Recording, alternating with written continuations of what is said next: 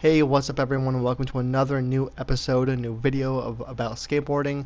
Now, if you're new here, my name is Sean, and I do videos here on YouTube about the whole world of skateboarding and everything involved with it, and to share my thoughts and my feelings and my emotions and share some personal stories about skateboarding within my own life as well. Now, just a reminder, if you want to stream these episodes in the audio version, you can do so over on Apple Podcasts and over on Spotify in their full versions over there. And links to all that is again on the channel below.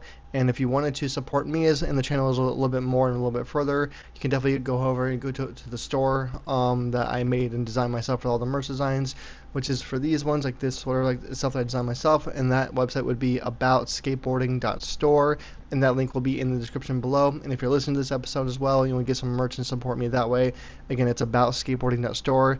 It's very much appreciated any support you guys do give me besides listening and watching as well.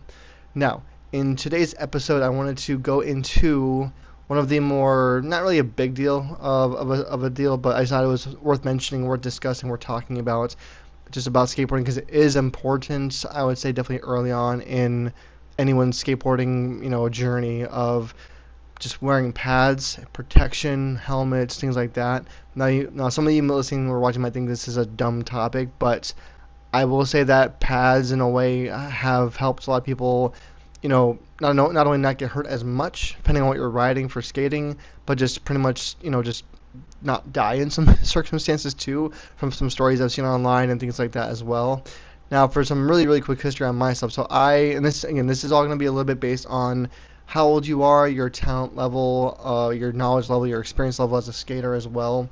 So, for example, if you are just starting out skateboarding, even just like in your own front porch in your front yard, or just like your front driveway, whatever it might be, and even the board is really not that good, because I will say that the skateboard you ride does sometimes have some relevance to how good it can be ridden, so to speak. And all I mean by that is it's like a board that is bought from like Walmart or Target is not going to handle as well as a professional skateboard that's bought from like a skate shop, which are a lot more expensive. But there's a reason they're more expensive, because they're made for more course skating, no matter what level you're at for that part.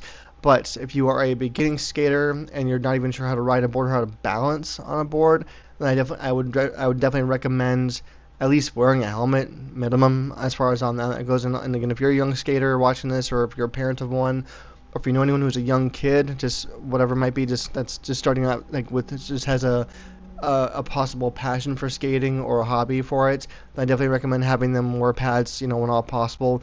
Mainly up until at least in those beginning stages of learning how to just keep a balance, learning how to bail out, how to jump off a board safely, because there is ways of doing it safely.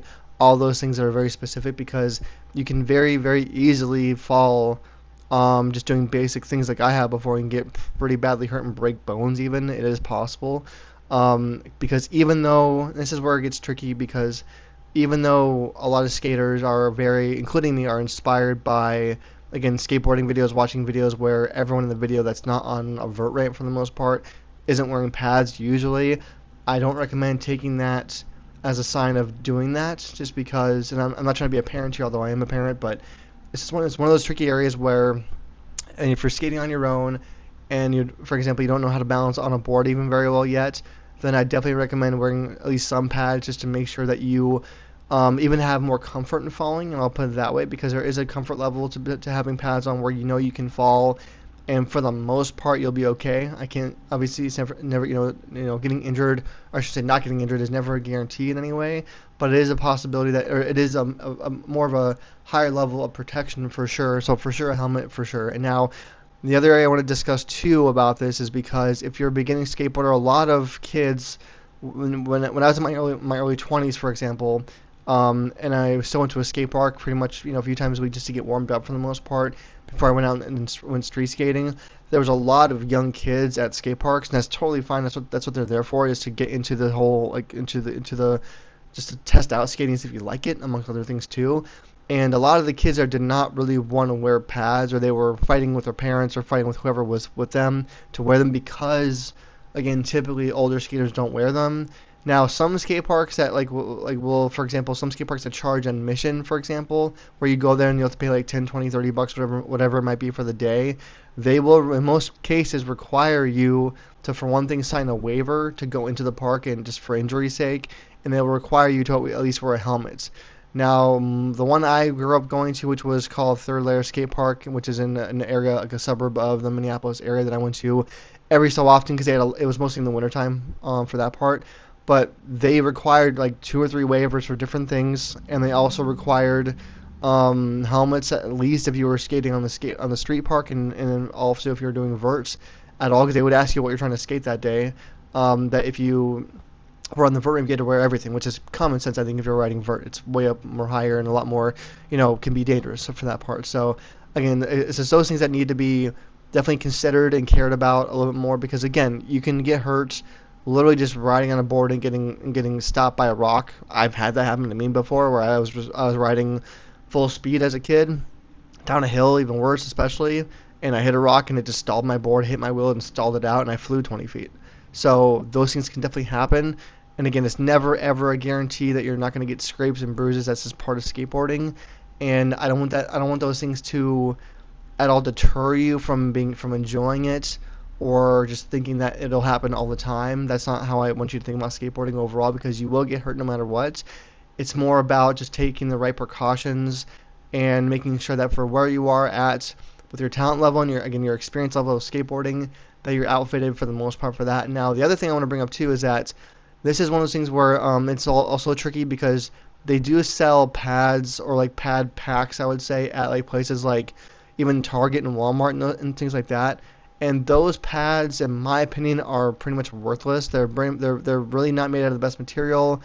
Not only are they not comfortable, they don't last very long. So I understand them from a budget standpoint, or if you're a parent with a kid, or if you're like a grandparent buying, like this, your grandchildren's like first skateboard, or their first setup, and you're not sure if they're gonna even enjoy it or not. You don't want to spend a ton of money. I get that. But the thing with pads is that sometimes pads can be almost even more detrimental if you buy a bad set. And all I mean by that is they can even be made out of like not the best quality of stuff. Like, not to mention not being comfortable to wear, which makes it even worse, because that can be a distraction when you're skating, of like being itchy and not keeping sweat and getting a rash. And I've been through all that stuff when I was a kid, and it sucked. So long story short, if you're looking to buy someone else's pads, or you're looking to buy yourself like your first pair of pads for skating, this is where I would actually invest more money. It's kind of the same as like when you're like learning how to play like hockey, for example, or like any real sport with any kind of pads involved, which is most of them in general, that you don't really want to cheap out on pads, because again, the more that I don't want to say the more money you spend, the better quality they are, but even though it's kind of true, but with skateboarding pads, it's also very truthful that if you choose to spend a little bit more money on pads, then they're going to last you a lot longer. If you do decide that you enjoy skateboarding as well, or even other sports, you can wear them too. And that doubles down for helmets too, because a lot of helmets for skateboarding are, again, if you buy them at like Walmart or Target, they're not great. They will work for basic skating, things like that, but they're not really made for going to a park and going and doing some heavy skating on that. They're just not right. They're not made for that. They're really made for skateboarding down your driveway, and that's it.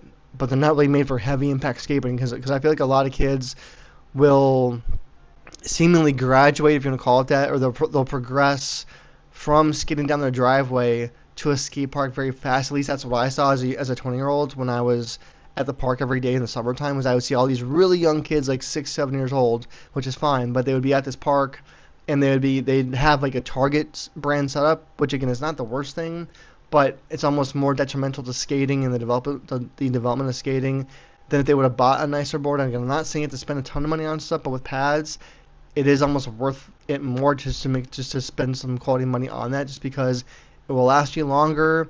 It's going to be a lot better for sweating, for one thing, for sure, and it'll just protect you more, because the actual pads that are a little bit more higher priced are obviously better quality, but they will also, there'll be the shell, I guess is what you call it. I don't know what the actual name for it is, but the hard shell that's on the actual outside of the pad itself, that is going to be a very, very different thing from what you would buy at Walmart or Target, because of a good brand. And I'm not going to give you any brands out there, which is probably, that's my fault for not researching it more these days, but the brand that I wore back in the day, which I'm not sure if it even exists anymore, was called ProTech, and they made everything. They made helmets, pads, and they did sell them in packs too, but the pads were like sold separately a little bit, and they were like between usually $30 and $40 per two pad, like a pair of pads for like your knees or your elbows or like your wrist guards, whatever, like, things like that. So again, I don't recommend going cheap on pads, because if you are going to be falling, especially if you're a brand new skater, new to the sport completely, and you're just learning how to balance out,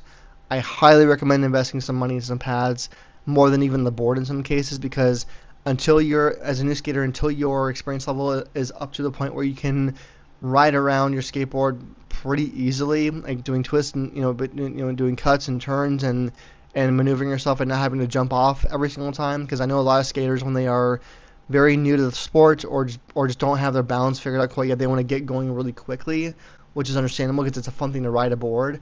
But the one thing they don't really understand how to do yet, experience-wise, is how to stop correctly. And some of them will either tail drag it, which is where you can lean back on your tail and just kind of slide out and stall out that way, which is okay. It does, you can do that, but that does destroy your board, or at least the tail of your board, very, very fast if you do it a lot, because that's not really meant for that kind of thing. And the other thing that I see a lot is that kids will, at parks also, or really in general, like not just kids, but they'll bail off a board mid-trick, and that can also be a bad thing too, where they'll just jump off the board and the board will still be flying like at a really fast speed from being the momentum of the pull up for the trick, and then the board can hit someone else. So I think it's almost more important, equally as much as wearing pads, as much as it's to wear pads, to learn as a new skater how to stop, how to stall out, how to bail appropriately, and not hit another skater or hit someone else, like just someone walking through the street, to figure out out in the street. So those things are all important too. Now back to skate parks too, because that's a big thing too. Is that if you're a new skater and you're afraid to wear pads, because one thing I ran into as a kid myself was that when I wore pads, because I wore them for probably like the first 3, 4, 5 years, until I really knew how to even ollie and kickflip and heel flip on my own, like comfortably, I wore pads. And I was skating mostly skate parks back then. I wasn't really a street skater yet, so that was also required in some areas too. But the one thing that I really kind of didn't like about pads was because I felt at that time that they were constricting my flexibility of skating more. Like I felt like I felt like I had a harder time flipping the board around, and just kind of like had like the extra weight of the pads. And that's another thing I want to bring up too, because again, those pads that you buy at Walmart or Target, for example, as a very beginner, are going to be a lot lighter essentially, but again, they are not made of the best material, and you can still get hurt with them on. I've seen so many kids when I was younger where they would have those cheaper pads because again, their parents didn't want to invest a ton of money into really expensive stuff, which I understand. I'm not saying it's a bad thing, and I understand that. But then those pads would break almost in some cases. Like I would see kids falling and slamming their hands on the ground with their wrist guards on, and the wrist guard strap, which is like a big piece of plastic that's in front of your wrist that hits the ground instead of your wrist. Like that would hit the ground and it would break in half, or break, or hurt, and then the reverberation of the wrist hitting the ground would almost hurt more because it's a cheaper pad. Now, that's not always the case, but I saw it a lot more than I thought I would as a younger skater, when I was seeing all these younger kids learn how to skate. And even for me, when I was learning how to skate and getting my balance down and learning how to just skate just skate on flatlands, and I would fall and throw my hands down and almost like purposely fall on the pads to kind of like reduce the impact I was having. Those cheaper pads will not be the best for that experience as well. Now, I will say this much. Now, once you are up to the experience level where you are, you have at this point usually better pads of better quality, but you feel like you're good enough to where you can take off pads while you're skating and be a little bit more free for that sake. That's where it gets kind of like to be a very personalized decision, a personal choice of experience, of where it'll be up to you as a skateboarder to decide when that moment is for you. I don't always recommend it still, even to this day. I'll still recommend kids, or even just any skater for that reason, to wear pads until they're very, very comfortable. Or they at least know how to bail out of a trick to not get hurt as much. Because once you take those pads off, it's for real. You are going to get hurt either way. You are going to get injured. So it's a matter of knowing your own experience level of when to take pads off if you decide to do so. Now, again, if you go to certain parks and skate parks, they may still require that. Like a lot of the skate parks that are public, that are not staffed, so to speak, will mostly have disclaimers, like signs when you walk in, saying like that they're not requiring pads, but that whatever happens to you, you're on your own, essentially. They're not liable, which is the obviousness of it. So again, it's one of those things where It all comes down to personal preference, personal choice. As a young skater, you will see a lot at skate parks, especially a lot of older skaters that are not wearing any pads or any helmets, and that's just their choice. I became that way too in my early 20s and mid 20s, where not because I thought I was invincible or anything like that, but because I was at the point of my skateboarding experience level to where I knew how to drop in on a ramp, I knew how to do some tricks on there, and I knew the downfalls of falling. I knew how to fall appropriately. I knew how to bail out for the most part, and I just knew what I was doing more than as a new skater. So you will see older kids or older adults that just have no pads on, no helmets, and they're just at that point where they're ready. I don't always recommend that for skaters in general, and then that's why I'm making a video about this, because I think it's a very overlooked important aspect of skateboarding where kids don't want to wear a helmet, don't want to wear any pads. But then on the other side, there's kids who never want to take them off too. So it all depends. But again, it's just kind of my thoughts and my opinions on it overall, because again, I wore pads for a couple of years until I felt like they just were more detrimental to my skateboarding than anything else. But I just want to make it very clear that once you take those pads off, it's all on you. It's a matter of, again, being comfortable with your skateboarding level, being comfortable with your skateboarding experience, to be at that point where you know, no matter what, that if you are going to fall, that hopefully you'll be okay, and that you at least have the knowledge and experience of falling enough, even in a way, to where you know how to get out of it and be okay. So that's kind of what I want to talk about in today's episode, and just give my knowledge on it, my experience on it. And again, do whatever you think is best for you. Or if you have, if you have kids like myself, where where your kids are skateboarding and they're at the very beginning, just be aware of all that situationally, all that stuff, and do whatever's best that you think is best for your kids or grandkids, whatever it might be. So, that's kind of what I wanted to do for this episode. So again, thank you as always for watching. And before I end it too, give me your thoughts and feelings on pads as well in the comments below, because I know some people absolutely hate them. Some people never wore them ever in their life, and it's all individual, personal preference, that kind of thing like that. But again, the falls hurt a lot more when you're not wearing them. I will say that much. But again, give me all your thoughts on and opinions on pads in the comments below. I'd love to read read them as well. Thanks for watching as always. Thanks for listening. And again, if you want to support me and support the channel, then go ahead and go get some merch from me over on aboutskateboarding.store. Again, I would appreciate it very much. But otherwise, I will see you guys all in the next video.